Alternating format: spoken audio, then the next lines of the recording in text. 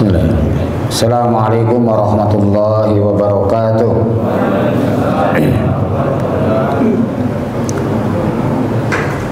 Innal hamdalillah nahmaduhu wa nasta'inuhu wa nastaghfiruh wa na'udzu billahi min syururi anfusina wa min sayyiati a'malina. May yahdihillahu fala mudilla lahu wa may yudlil fala hadiya lahu. Asyhadu an la ilaha illallah wahdahu la syarika lah wa asyhadu anna Muhammadan abduhu wa rasuluh. Wassalatu wassalamu ala Rasulillah wa ala alihi wa ashabihi wa mawala. A'udzu billahi minasyaitonir rajim. Ya ayyuhallazina amanu taqullaha haqqa tuqatih wa la tamutunna illa wa antum muslimun. Amma ba'd. Bagaimana kabar para ikhwan? Alhamdulillah, mudah-mudahan di tahun 2024 meningkat semua iman, ilmu dan amal solehnya ya. Perlu disadari bahwa bertambahnya angka usia kita hakikatnya berkurangnya jatah umur kita di sisi Allah. Betul? Jadi kita ini sedang bergerak. Kemana? Bergerak mendekati akhirat dan bergerak menjauhi dunia. Harus disadari begitu. Tiap angka yang bertambah, oh berarti usia saya bertambah, tapi jatah umur kita di sisi Allah berkurang. Kalau seseorang yang usianya 50 misalkan, jatahnya dari Allah itu 51. Nah, berarti masuk 2024, berarti siap-siap. Ya, ini adalah berarti episode terakhir. Nah, itu harus disadari. Jangan sampai lupa. Baik, mari kita awali majelis ini dengan baca doa menuntut ilmu. Bismillahirrahmanirrahim. Rabbi zidni ilman, Allahumma anfa'ni bima 'allamtani wa 'allimni ma yanfa'uni warzuqni ilman yanfa'uni. Amin ya rabbal alamin.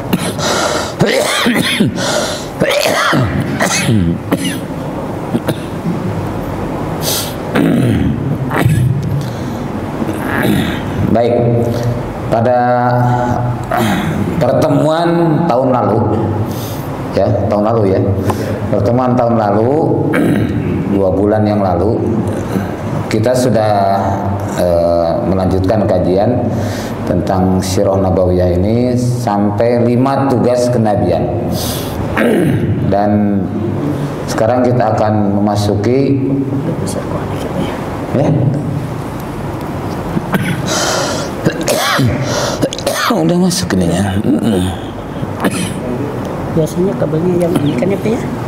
Yang ini kan biasanya apa aja bisa, dua-duanya bisa. Bisa.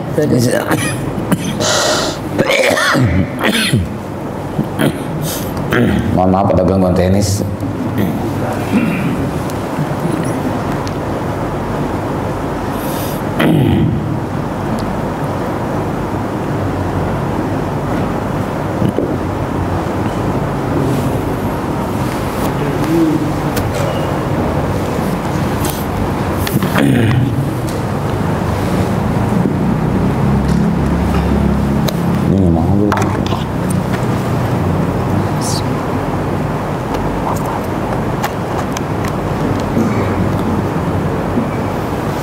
biasanya yang ini.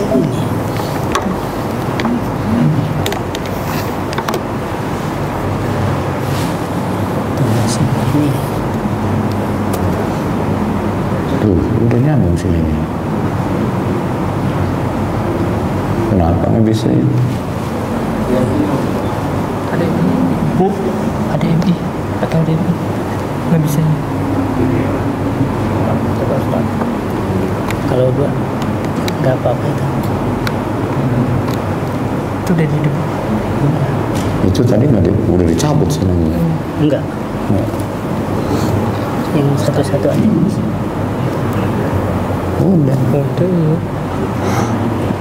Udah. Yang ini cabut dulu. Udah itu udah masuk. Mau ya? Coba dari sini. Ini gue udah kayak gini dapet dip nih. Gue nggak mau. Last sport HDMI belum dicabut.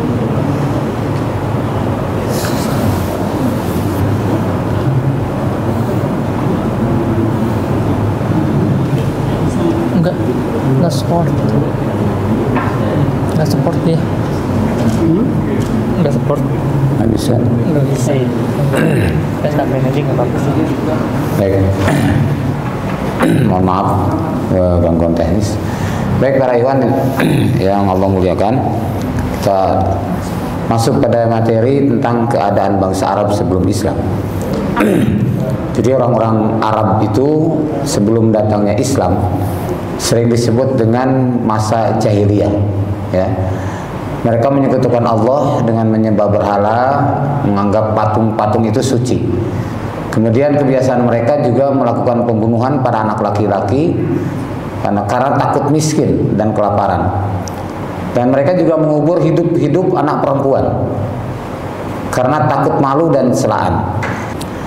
Jadi mereka juga suka berselisih, ya, bertengkar disebabkan masalah yang sepele, di mana segolongan mereka memerangi golongan lain dengan mudahnya. Saya ngambil ibrah contoh di Indonesia sendiri, di beberapa tempat di pedalaman. Kalau bapak-bapak para ikhwan misalkan ke pedalaman, baik itu di Kalimantan, kemudian di daerah Maluku, ya, daerah Sumatera, pokoknya daerah pedalaman yang jarang terjangkau dengan dunia kota gitu, atau dengan teknologi, itu mereka sensitivitas untuk terjadinya perselisihan itu sangat mudah. Karena hanya dari bermain poli saja, poli atau sepak bola itu bisa sampai ada korban kok. Jadi gesekan terus bertengkar gitu ya, sampai baku hantam, ada korban. Dan itu sudah biasa.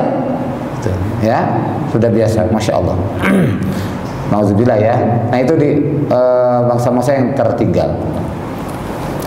Nah, kalau kita perhatikan peta peradaban jahiliyah di masa Rasulullah SAW, ya, atau Arab sebelum Islam, ya, sebelum Rasulullah SAW, maka ada 6 tipe atau 6 ciri.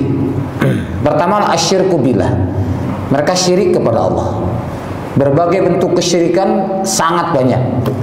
Nah ini nanti akan saya jelaskan di belakang. Mungkin kalau tidak selesai bulan ini, kita bulan depan jelaskan. Yang kedua, at-tafriq bainahum ala firaq, perpecahan di antara mereka atas golongan-golongan. Jadi banyaknya golongan di tengah-tengah mereka, baik itu antar kabilah atau bahkan kabilah itu punya patung sendiri-sendiri. Maka kalau misalkan di sekitar Ka'bah itu 1 sampai 360 patung, itu sebagian patung itu adalah mewakili kabilah masing-masing. Nah, kemudian yang ketiga, mura'atu ri'asa alaihi min anfusihim, ambisi kepemimpinan atas mereka dari diri mereka sendiri. Maksudnya adalah mereka sangat menginginkan menjadi pemimpin di tengah-tengah kabilahnya atau sukunya. Karena bayangan jadi kepala suku atau jadi kepala kabilah itu menggiurkan, ya. Jadi misalkan kalau misalkan dia menjadi kepala suku atau kepala kabilah, itu dia akan berhak menentukan semuanya, termasuk masalah perekonomian. Kalau misalkan penghasilan suku tersebut adalah sekian, ya, si kepala kabilah atau ketua kabilah ini berhak menentukan apakah dia mau 50% mau 30%, terserah. Sisanya dibagikan untuk masyarakat, gitu. Nah, karena posisi seperti ini, maka rebutan menghalalkan segala cara untuk menduduki posisi menjadi pucuk pimpinan dalam kabilah atau suku tersebut. Nah, ini mur'aturi asa alaihi min anfusihim, ambisi kepemimpinan di tengah-tengah mereka. Kemudian yang keempat, at-tahrib fi millati Ibrahim, terjadinya penyimpangan, ya, penyimpangan, pergeseran dari milah Ibrahim. Misal contoh, Rasulullah SAW itu melanjutkan milah Ibrahim, baik dalam urusan haji, urusan kurban, ya kan, urusan kurban, urusan menerima tamu, urusan hitanan, itu semua kan merupakan milah Ibrahim yang dilanjutkan oleh Nabi Muhammad SAW. Nah, kemudian orang-orang jahiliyah itu melakukan penyimpangan.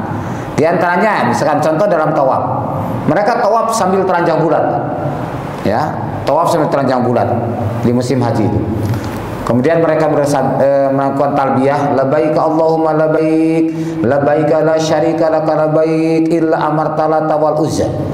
Nah, jadi engkau tidak diserikatkan, tidak disekutukan kecuali dengan yang kau perintahkan, itu Lata dan Uzza. Itu mereka buat sendiri, ya. Jadi itulah orang-orang jahiliyah. Itu sambil telanjang bulan, mereka tawaf. Kemudian untuk memuliakan si patung-patung itu, mereka ambil hewan itu, hewan sembelihan, nah darahnya dikucurkan kepada patung-patung itu. Itu sebagai penghormatan. Itu semua terjadi di sekeliling Ka'bah. Itulah masa jahiliyah. Ya. Nah, yang keempat, intisarul ma'asi. Intisarul ma'asi artinya tersebarnya kemaksiatan. Jadi karena pergeseran dari tauhid ke syirik, maka otomatis ya peradaban yang lain pun bergeser kepada keburukan. Ya, seperti halnya tadi intisar masih tersebarnya kemaksiatan.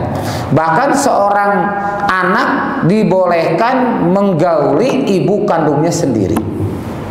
Dalam hal apa? Contohnya, jadi kalau ada seorang ayah meninggal, si anak tuh langsung membuka bajunya, Pak. Dia lempar pada ibunya.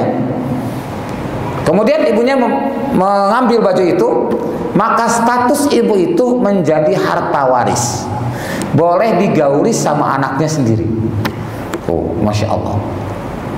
Nah sekarang ngomong-ngomong, kalau sekarang ada nggak seorang anak yang menggauli ibu kandungnya sendiri? Ada tidak? Ada sedikit atau banyak?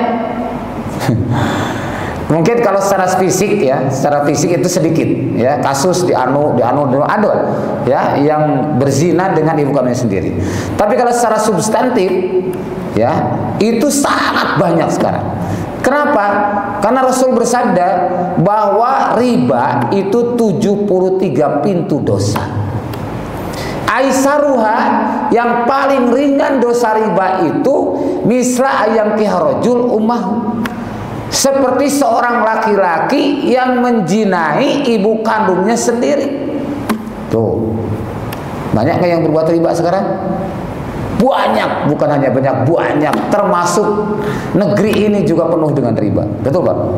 Ya, Masya Allah. Coba hutang ke berbagai negara, termasuk ke Cina, sekian triliun. Itu riba bukan? Jelas riba. Maka kita ini anak baru lahir aja sudah punya utang. Utangnya juga utang riba, bukan utang tanpa riba. Nah ini permasalahan yang mendasar. Nah, dulu orang-orang jahiliyah tersebarnya kemaksiatan itu luar biasa. Ya. Jadi setelah bergeser dari tauhid ke syirik, mereka berzina dengan siapapun, ya di mana-mana banyak terjadi, mabuk-mabukan, pembunuhan, dan berbagai macam kemaksiatan luar biasa. Nah, yang keenam, ad-dunya ibtighauha. Dunia menjadi tujuan. Dunia menjadi segala prioritas. Dunia menjadi tolok ukur. Seseorang dihormati, dihargai itu karena dunianya. Bukan karena kesolihannya, ketakwaannya, tidak. Karena dunianya. Apakah ini, oh ini dunianya hartanya banyak, oh ini karyawannya banyak, misalkan ya. Nah itu yang dihormati. Nah itulah peradaban jahiliyah. Nah sekarang timbul pertanyaan, apa yang dimaksud dengan jahiliyah? Nah, pengertian jahiliyah itu dari kata al-jahlu, yang artinya kebodohan. Ya. Selanjutnya istilah ini digunakan untuk menyebut keadaan masyarakat sebelum diutusnya Nabi Muhammad SAW. Jadi al-jahiliyah makana qoblal Islam. Ya, apa-apa yang sebelum Islam itu disebut dengan jahiliyah. Itu terdapat dalam kitab Fathul Bari Syarah Imam Bukhari juz 10 halaman 468. Nah, zaman itu dinamakan zaman jahiliyah karena tingkat kebodohan mereka yang sangat parah, tidak mengenal hak Allah dan hak makhluk.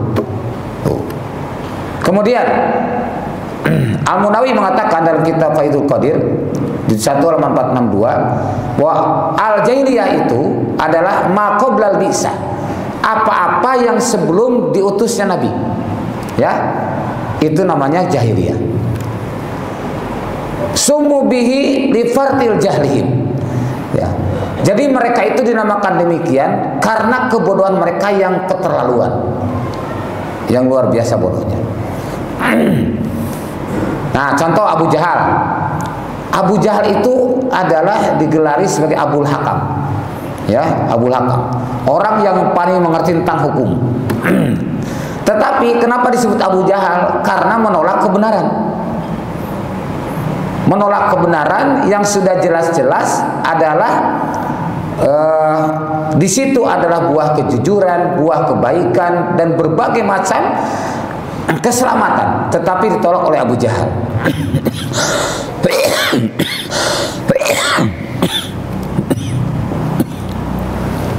Maka disebutlah Abu Jahal sebagai julukan karena kebodohannya, salah dalam memilih konsep hidup. Ya. Nah, sekarang kita lihat di dalam Al-Quran.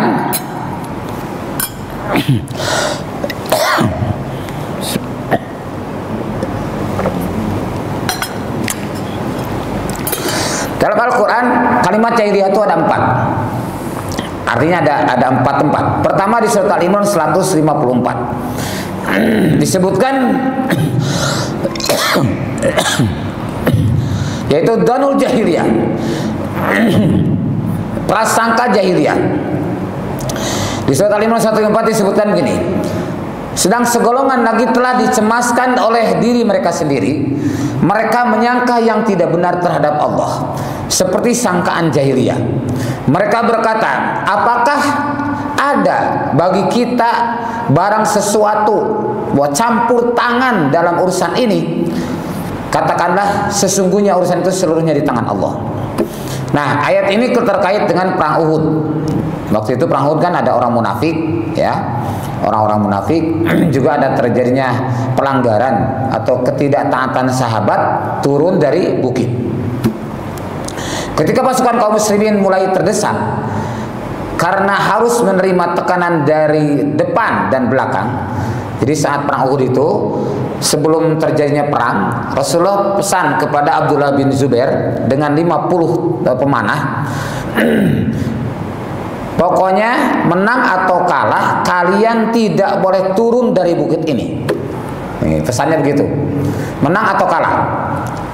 Nah, ternyata setelah peristiwa perang itu berkecamuk, umat Islam bisa menghalau atau bisa mengalahkan orang-orang kafir, ya, dan mereka pun sudah mundur. Dalam kondisi begitu, perang itu dianggap selesai, padahal belum selesai, ya. Jadi pasukan infanteri itu sudah mundur, tapi pasukan kavaleri, pasukan berkuda yang dipimpin oleh Khalid bin Walid itu justru memantau dari jauh, ya. Maka begitu ini mundur, umat Islam kemudian mereka berebut untuk mengumpulkan ghanimah yang ditinggal. Lalu orang-orang yang di atas tuh, nah, kita sudah selesai perang, ayo kita kumpulin ghanimah. Nah, kata Abdullah bin Zubair, jangan, ingat pesan Rasulullah SAW, tidak boleh kita beranjak dari sini menang atau kalah. Masya Allah. Jadi saking tergiurnya dengan dunia dan anggapan perang sudah selesai, karena dia di bawah itu sudah tidak kelihatan, ya, musuh. Akhirnya dari 50 orang itu, menurut sebagian riwayat hanya 4 orang yang tersisa. Jadi turun semua tergiur, ikut sibuk mengumpulkan ghanimah. Dalam kondisi begitu, Khalid bin Walid memanfaatkan situasi. Lihat dari kejauhan, kemudian balik muter ke bukit ini. Nah, itu jadi ini ibarat ini bukit nih, ya. Jadi perang di sini. Nah, si pasukan pemanah tuh di sini. Nah, Khalid itu di situ. Khalid kemudian muter ke sini kok. Muter akhirnya menyerang dari belakang. Pasukan berkuda musuh dipimpin oleh Khalid bin Walid menyerang dari belakang dan membunuh kaum muslimin. Maka begitu kagetnya umat Islam, waduh, gimana melawannya, susah, ya. Maka mereka tetap ini banyak korban. Nah, disitulah perang yang lebih dari 50 kali peperangan di zaman Nabi, hanya perang Uhud lah yang kalah, ya, yang kalah. Jadi umat Islam yang wafat atau yang syahid sekitar 70 sampai 75 orang. Nah, kemudian Rasulullah menyuruh naik ke atas bukit. Naik ke atas bukit. Dan akhirnya sebagian sahabat bisa terselamatkan, tapi tadi korban tetap lebih banyak dari kaum muslimin karena tadi di luar dugaan serangan dari depan dan dari belakang. Nah, inilah. Lalu kemudian muncul anggapan di benak orang munafik.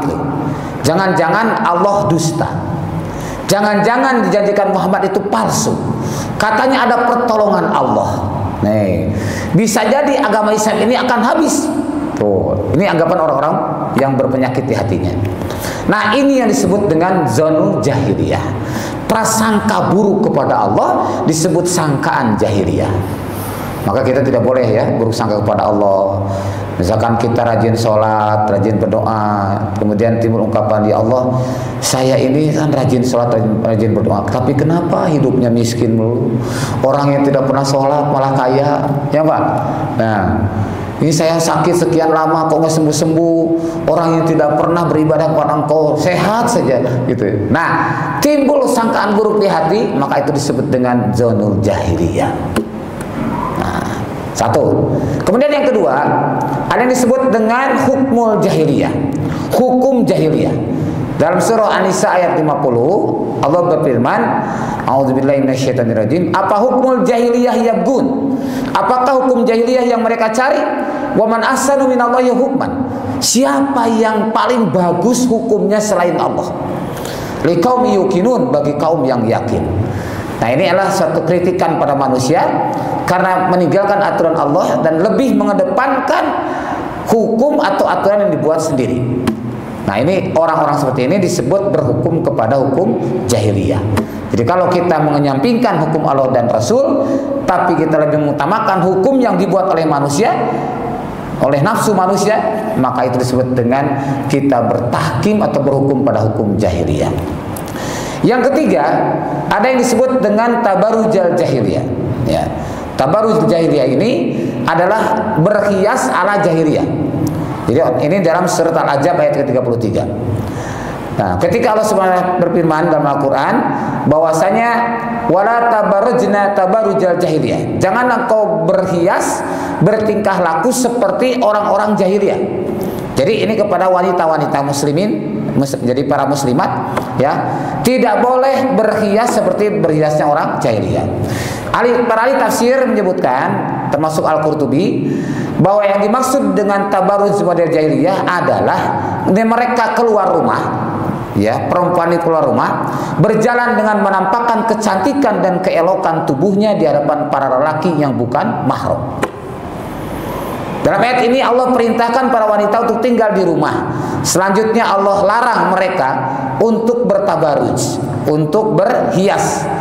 Karena wanita yang suka keluar rumah bisa dipastikan dia akan bersolek, berusaha tampil menawan, tampil indah, menarik, wangi, dan seterusnya. Yang itu adalah hakikatnya tabarruj jahiliyah. Coba istri-istri kita seperti itu nggak? Kalau di rumah apa adanya, Pak. Kadang-kadang Masya Allah suami ketemu aja pengennya batuk dan bersihin dulu. Ya. Tapi kalau keluar, waduh, bersolek habis-habisan. Untuk suami di rumah habis beneran. Nah, ya, ini jadi masalah. Nah, keempat adalah tentang fanatisme jahiliyah, ya, atau disebutnya hamiyatul jahiliyah. Hamiyatul jahiliyah ini adalah kebanggaan, kesombongan jahiliyah. Dalam surat Al-Fat ayat ke-26 disebutkan, ketika orang-orang kafir menanamkan dalam hati mereka kesombongan jahiliyah, lalu Allah menurunkan ketenangan pada Rasulnya dan kepada orang-orang mukmin, dan Allah mewajibkan pada mereka kalimat takwa, dan adalah mereka berhak dengan kalimat takwa itu patut memilikinya dan patut memilikinya. Jadi surat Al-Fat ini berbicara tentang perjanjian Hudaybiyah. Jadi Hudaybiyah dulu, ya, Hudaybiyah itu adalah terletak di antara 2 mil sebelum kota Mekah. Di situ Rasulullah SAW berniat umroh. Tiba-tiba, ya, setelah 2 mil sebelum Mekah, Rasul mengutus dulu sahabat. Nah, ini singkat saja. Utsman bin Affan, ya, singkat cerita, ternyata Utsman sekian hari sekian lama tidak datang, kok aduh khawatir, tiba-tiba timbul anggapan jangan-jangan Utsman ada berita dibunuh. Nah, berita ini akhirnya menarik Rasulullah SAW untuk melakukan perjanjian atau bai'atur ridwan, ya. Kemudian mereka melakukan bai'at sebanyak 1.400 atau 1.500 sahabat berbai'at semuanya kepada Nabi untuk siap jihad sampai titik darah penghabisan, walaupun tidak ada yang bawa senjata tuh, karena darah muslimin telah tertumpah. Nah, tapi ternyata tidak lama kemudian Utsman datang diikuti oleh Suhail bin Amr dari tokoh Quraisy. Nah, akhirnya ternyata tidak dibunuh Utsman. Lalu terjadilah perjanjian Hudaybiyah. Apa isi perjanjian Hudaybiyah itu? Bahwasanya Rasulullah SAW dan para sahabat tidak boleh umroh pada tahun itu, hanya dibolehkan tahun depan. Itu pun hanya diberi waktu 3 hari. Yang kedua, bahwasanya terjadi gencatan senjata antara muslimin dan kafir dan musyrikin Quraisy selama 10 tahun. Ya, tidak boleh saling menyerang. Kemudian yang ketiga, apabila orang Mekah datang ke Madinah harus dikembalikan. Tapi apabila orang Madinah datang ke Mekah tidak dikembalikan. Nah, jadi itu perjanjian itu justru merasa sahabat sangat dirugikan, ya. Nah, kemudian dibuat perjanjian, ditulis itu semua. Lalu ada bismillah di atasnya. Kata Suhail, apa tuh bismillahirrahmanirrahim? Saya tidak kenal. Hapus katanya. Masya Allah. Sahabat greget Umar, apalagi sudah mau menghunus pedang, mau menebas leher Suhail itu. Tapi Rasulullah menahannya. Lalu kemudian dihapus bismillahirrahmanirrahim. Begitu di ujungnya ada kalimat Muhammad Rasulullah, ya. Di tanda tangannya Muhammad Rasulullah pun tidak setuju. Siapa tuh Muhammad Rasulullah? Kalau dia Rasul, aku tidak akan memeranginya. Masya Allah. Ganti dengan Muhammad bin Abdullah. Coba. Itu Rasul kemudian menyuruh Ali bin Abi Thalib, tolong hapus. Ali tidak mau, Pak. Gak mau Ali menghapusnya. Itu keyakinan, coba Rasulullah suruh dihapus, ya. Masya Allah. Semua tidak ada. Akhirnya Rasul menghapusnya sendiri dan minta sahabat untuk menuliskan kalimat bin Abdullah. Maka ditulis dalam benar-benar. Kata Rasulullah pada Ali, wahai Ali, satu saat kau akan mengalami hal yang sama. Artinya perasaan dilematis seperti itu akan dialami oleh Ali bin Abi Thalib, dan ternyata betul terjadi pada masa dengan Muawiyah bin Abi Sufyan pada perang Siffin. Nah, ini para ikhwan. Jadi inilah yang disebut dengan kesombongan jahiliyah, ya, orang-orang kafir pada saat itu. Kemudian, jadi walaupun Rasulullah jelas dalam kebenaran, tapi karena kesombongannya mereka menolak kebenaran itu. Dalam hadis riwayat Ahmad disebutkan, sesungguhnya Allah telah menghilangkan dari hati kalian kaum muslimin sifat kesombongan jahiliyah dan kebanggaan terhadap nenek moyang. Manusia hanya ada 2 macam, mukmin bertakwa atau orang bejat yang celaka. Tuh. Semua manusia itu adalah anak Adam, dan Adam diciptakan dari tanah. Jadi ini sebagai bentuk teguran, ya, agar kita sadar jangan sampai kita termasuk orang-orang yang bangga dengan golongan. Nah, karakter jahiliyah disebutkan oleh Rasulullah SAW bahwa ada 4 kebiasaan umatku yang itu akan merupakan tradisi jahiliyah. Jadi umat Rasulullah akan melakukan tradisi jahiliyah itu 4. Pertama, ya, yang tidak akan mereka tinggalkan, maksudnya akan terus berlanjut sampai hari ini. Apa? Pertama, menyombongkan nasab, membanggakan turunan. Sampai sekarang ada nggak? Ada. Wow, nasab saya kan turunan anu bangga. Nah, satu. Yang kedua, mencela orang karena nasab. Tuh, meremehkan. Ente suku apa kamu? Suku kamu katanya. Suku A, suku B dilecehkan. Nah, ini hati-hati, ya. Ini adalah perbuatan jahiliyah yang Rasul berpesan, Rasul memberikan informasi bahwa ini tidak akan ditinggalkan. Ini akan terjadi sampai kapanpun. Kemudian meminta hujan dengan bintang. Ini pekerjaan dukun. Ya, biasanya meminta hujan untuk, wah ini sudah lama nih kemarau, minta hujan. Dukun yang melakukan itu. Nah, yang keempat, meratap. Apa itu meratap? Meratap itu adalah tradisi jahiliyah, meratapi mayit yang sudah meninggal. Ya, jadi kalau meninggal sampai histeris, jerit-jerit, kemudian mencakar muka, merobek baju, guling-guling. Wah, nggak ridho ditinggalkan oleh orang yang dicintai. Nah, ini sifat meratap ini adalah perbuatan jahiliyah. Ya. Itu disebutkan dalam riwayat Ahmad nomor 1872 dan riwayat Muslim nomor 2203. Ada lagi kesombongan atas kesombongan atas ini muncul ya. Alhamdulillah. Sudah sadar berarti. Jadi kesombongan atas suku atau fanatisme golongan tadi. Contohnya Abu Dzar Al-Ghifar. Satu saat Khalid bin Walid sudah Islam, ya. Khalid bin Walid sudah Islam, memimpin musyawarah dengan para sahabat tentang strategi perang. Dalam kumpulan itu, di situ ada beberapa sahabat terkemuka, termasuk ada Abu Dzar Al-Ghifar, ada Bilal bin Rabah. Kemudian sahabat pada usul. Pada saat Abu Dzar Al-Ghifar usul, tiba-tiba Bilal bin Rabah itu nyeletuk. Kalimatnya gini, kayaknya nggak pas, gitu.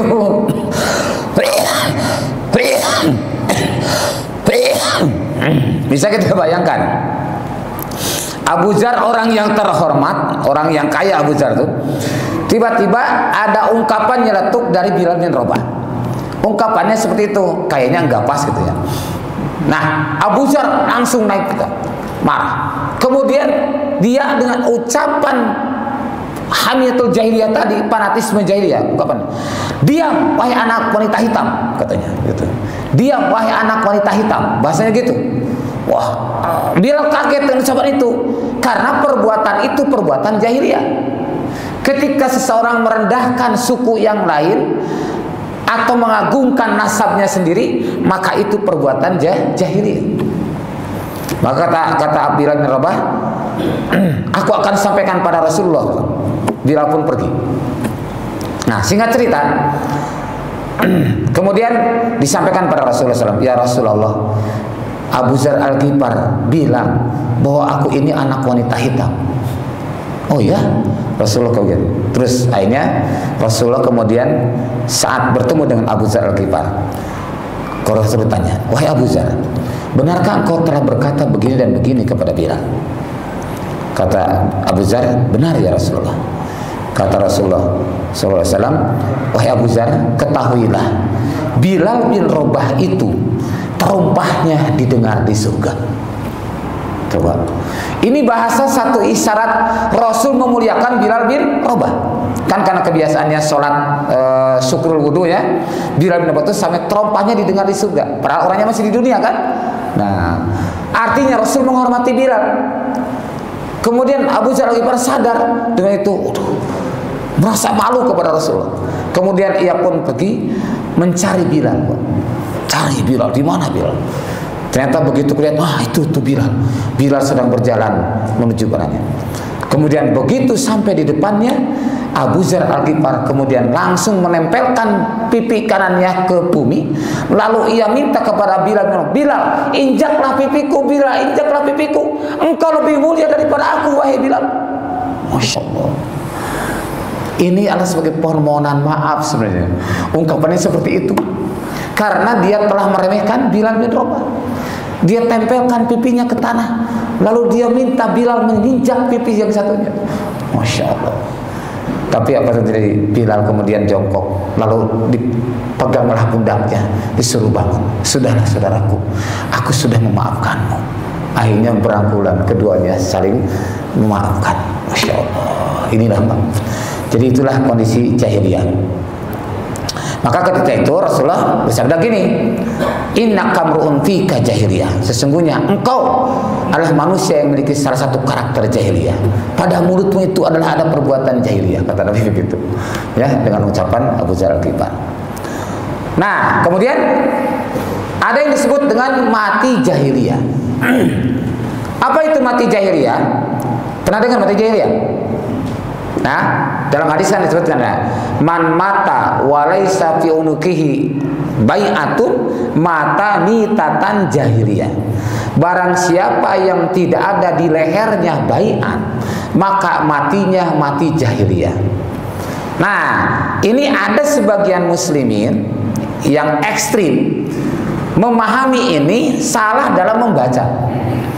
Jadi bukan mitatan tapi mayitatan. Oh.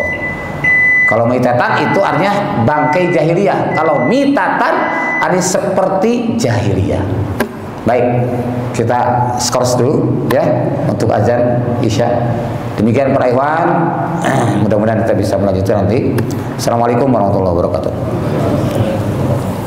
Itu kafiron, mati dalam keadaan kafir. Bal yamutu asian, tapi mereka mati dalam keadaan maksiat. Jadi orang yang mati jahiliyah itu orang yang mati dalam keadaan maksiat. Jadi dalam Islam itu ada disebut dengan kematian jahiliyah, ada disebut kematian kafir, ada kematian munafik, ada kematian muslim. Nah, yang Allah perintahkan kan wala tamutunna illa wa antum muslimun, janganlah kamu mati kecuali dalam keadaan muslim. Kita ini perintahkan mati dalam keadaan muslim. Nah, baik, ikhwan rahimakumullah. Mungkin ada yang menanyakan, kami persilakan. Ada yang menanya? Ya, silakan, Pak. Tentang jahiliyah ini dianggap zaman apa keadaan? Karena saya pernah dengar hadisnya juga. Gimana kalau mencela zaman? Karena kalau ada zaman, ya, baik. Tadi disebutkan kalau pengertian jahiliyah itu kan tadi qoblal Islam atau qoblal bi'sah. Jadi keadaan sebelum diutusnya Rasulullah SAW atau sebelum datangnya Islam yang dibawa oleh Rasulullah SAW, itu disebut keadaan jahiliyah. Keadaan jahiliyah ini karena terjadi pergeseran dari tauhid. Jadi awalnya ya peradaban jahiliyah ini diawali dengan awalnya ada Amr bin Luhai, seorang tokoh dari Bani Uza'ah yang dari Quraisy, dia datang ke Syam ya. Kemudian di Syam melihat peradaban itu dianggap lebih bagus daripada di Mekah. Lalu kemudian mereka melihat, si Amr bin Luhai ini melihat keadaan yang berbeda dengan Mekah. Ada kebiasaan yang berbeda. Nah, kebiasaan orang Syam itu melakukan penyembahan kepada Allah dengan perantara hubal. Hubal itu patung orang soleh yang dijadikan patung, lalu kemudian dilakukan sebagai penyembahan perantara kepada Allah. Maka diambillah, ia pun membawa oleh-oleh hubal itu dari Syam ke Mekah. Nah, ini awal terjadi penyimpangan. Ya, setelah di Mekah ia mengajak tokoh-tokoh yang lain, lalu kemudian akhirnya digali pula ada Lata, ada Uzza, ada Manat. Itu peninggalan orang-orang terdahulu mereka. Patung-patung itu dijadikan sebagai patung besar di Ka'bah. Jadi 4 patung, ada Hubal, Manat, Lata, dan Uzza. Nah, baru kemudian berkembang, suku-suku lain pun membuat patung-patung sendiri, maka terjadilah patung sangat banyak. Silakan. Ya, jadi kita tidak boleh mati kecuali dalam keadaan muslim. Ada mati dalam keadaan munafik, seperti disebutkan dalam hadis riwayat Muslim. Kalau bapak-bapak punya Kitabul Maram, ya, itu lihat di dalam Kitabul Jihad hadis yang pertama, ya, disebutkan mamata lam yagzu walam yuhadis bihi nafsahu matal subatin bin nifaq. Barang siapa yang tidak pernah berjihad atau tidak pernah punya keinginan untuk berjihad, nah, maka dia mati dalam keadaan cabang dari munafik. Jadi kalau kita tidak pernah berjihad, memperjuangkan agama Allah ini, membela kaum muslimin yang tertindas, ya, membela Islam yang diinjak-injak misalkan, maka kita akan masuk dalam kategori orang yang mati dalam keadaan cabang munafik. Orang munafik masuk surga enggak? Tidak. Tidak ada orang munafik masuk surga. Ya, kalau dia mati dalam keadaan masih munafik, dipastikan oleh Allah di surat An-Nisa 140 dan 145, dia akan bersama orang kafir di neraka jahanam. Tuh, Masya Allah, ya. Tapi kalau sebelum meninggal dia bertobat, ya, kemudian memperbaiki diri, kemudian dia beramal soleh, lalu kemudian dia mengikhlaskan dirinya untuk beramal melaksanakan agama ini, insya Allah diterima tobatnya.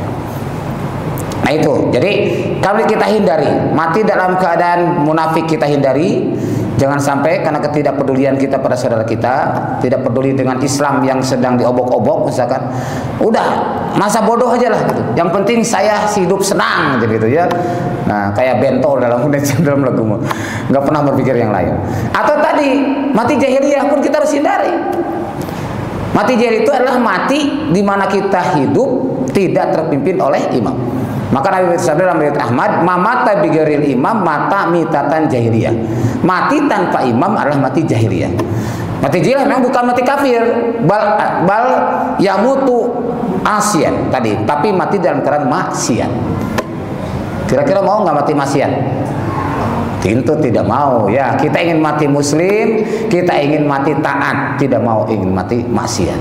Nah, demikian. Cukup? Baik, alhamdulillah, jazakumullah khairan atas semuanya. Mohon maaf bila ada yang kurang berkenan.